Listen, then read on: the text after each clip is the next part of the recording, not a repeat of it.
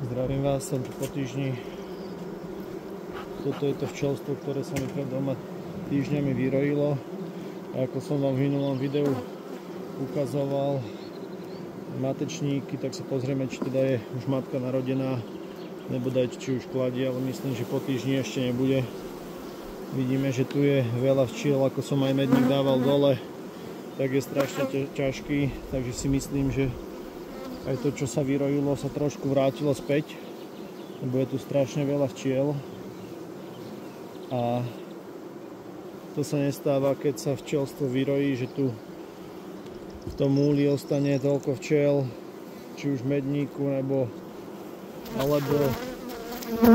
v plodisku. Vidíte, že tie rámky sú celé obsypané včelami. Aj keď ich je teda trošku menej ako v ostatných včelstvách, ktoré sa nerojili. Ale pozrieme na to. Takže tu na rámik, ktorý bol bez matečníka. Pozrieme ďalší. Myslím, že na tomto 3. alebo 4. krajnom správa ten matečník bol. Už tu není. Nevidím ani vajíčka, takže matka tam určite nie je oplodnená.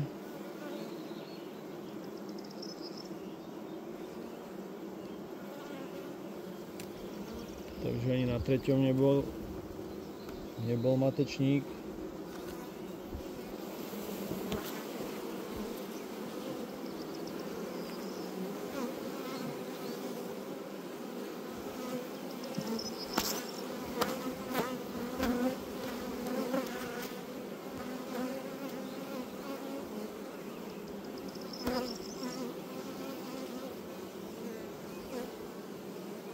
Tu som dal minulý týždeň z iných včiel, teda z vedľajšieho včelstva rámik.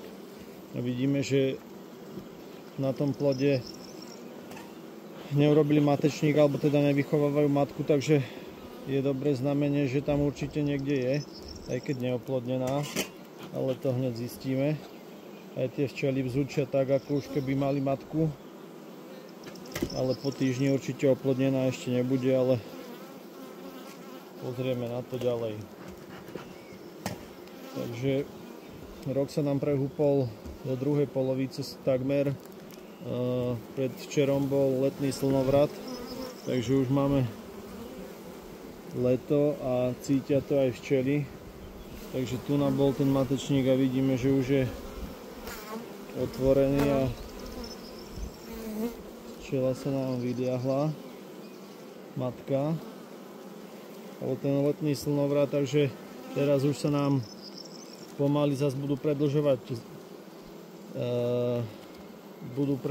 noci, takže na to reagujú aj včelstva, že im končí. Vidíte, tu je ten matečník a vidíme, že je pekne otvorený, takže ho môžeme zlikvidovať, než nás to nemýli do budúcna.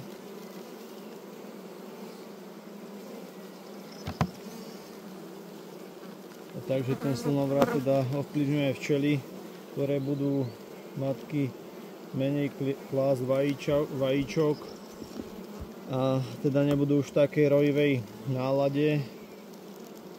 A teda aj v prírode nám toho už menej a menej kvitne, či už stromy, alebo na lúkach.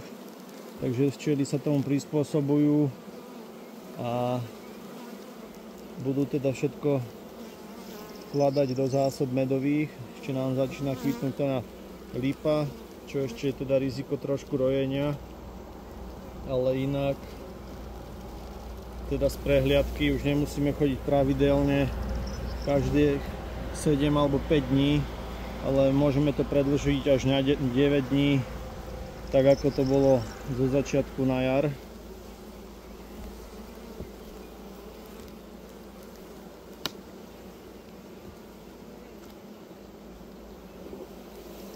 Alebo postupne predĺžovať teda tie prehliadky, ako tomu bolo na jar. A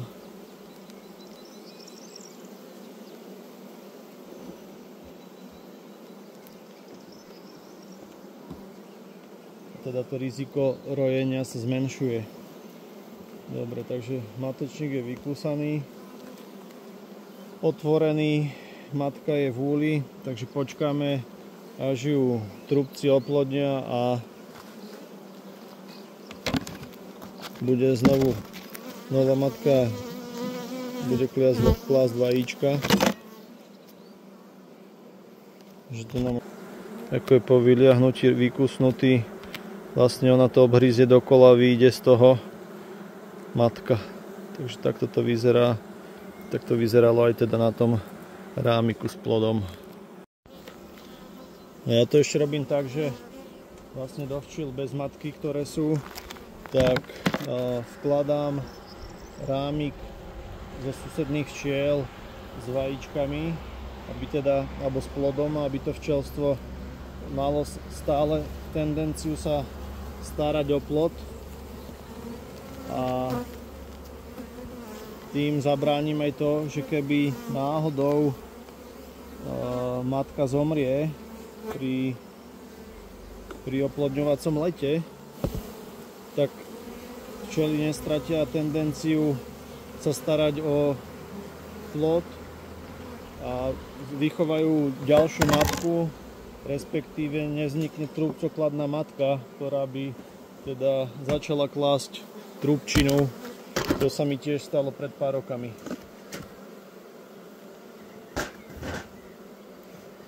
Takže zoberieme rámik s plodom z vedľajšieho včelstva. Uložíme ho.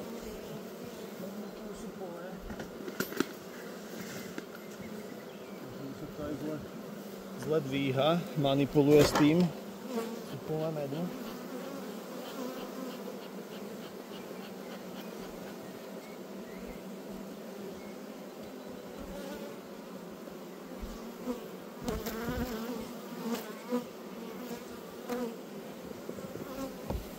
Je dôležité ten rámik totálne strásť do včel, aby sa náhodou nestalo, že tam je matka z vedľajšieho včelstva, pozrieť sa, či tam sú nejaké vajíčka, respektíve plod, a to na tomto rámiku je, takže ho vkladám do včelstva bez matky a tu na prázdny rámik alebo súš vkladám do včelstva s matkou, tým zabezpečím, že tá matka bude mať ďalej priestor na kladenie vajíčok.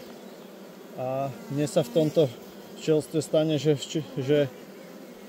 vo včelstve bez matky, že včely sa ďalej starajú o plod.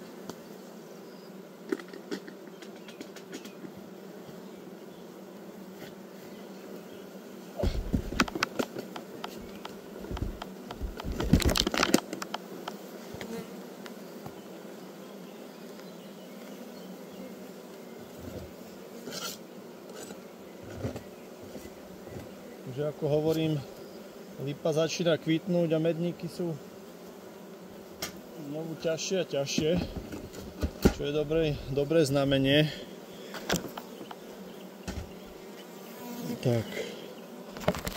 Takže včelstvo bez matky má rámik s plodom, vieme, že je tam vyliahnutá matka, takže pri ďalšej kontrole si pozrieme, či matka už kladie vajíčka. Tu som dal rámik alebo čistú súš bez vajíčok z tohto včelstva bez matky, ale musíme na túto takúto rošádu myslieť na to, aby tie včelstva boli zdravé, aby sme teda si nezaviedli do zdravého včelstva nejaké choroby, ale keďže tieto včelstva sú blízko seba, vedľa seba, takže tie choroby viem, že nie sú, a keď sú, tak majú ich určite obe, ale ja mám zdravé včelstva na základe aj vyšetrení, takže je to v poriadku.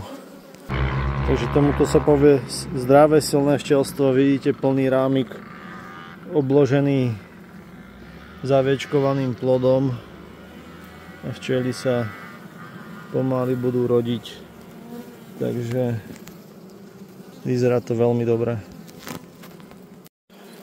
Tu nám máme zase včelstvo s rojovou náladou. Pozrite, koľko materských myštičiek tu je na jednom rámiku. Toto včelstvo má veľkú rojovú náladu ale snáď tým, že sa rok prehúpol do letného slnovratu, tak snáď ju stratí.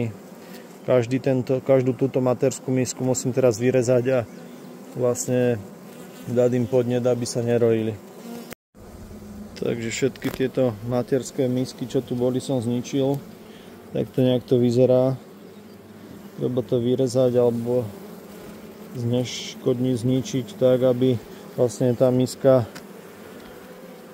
už nevyzerala, alebo teda aby tam už nebola tá miska, matka tam nenakládla vajíčko a nemali teda tendenciu sa rojiť. Takto pozrieme celý úl, prípadne dáme z medníka hrámik bez medu do plodiska, zväčšíme priestor pre kladenie pre matku a dáme im podnet, aby sa nerojili teda.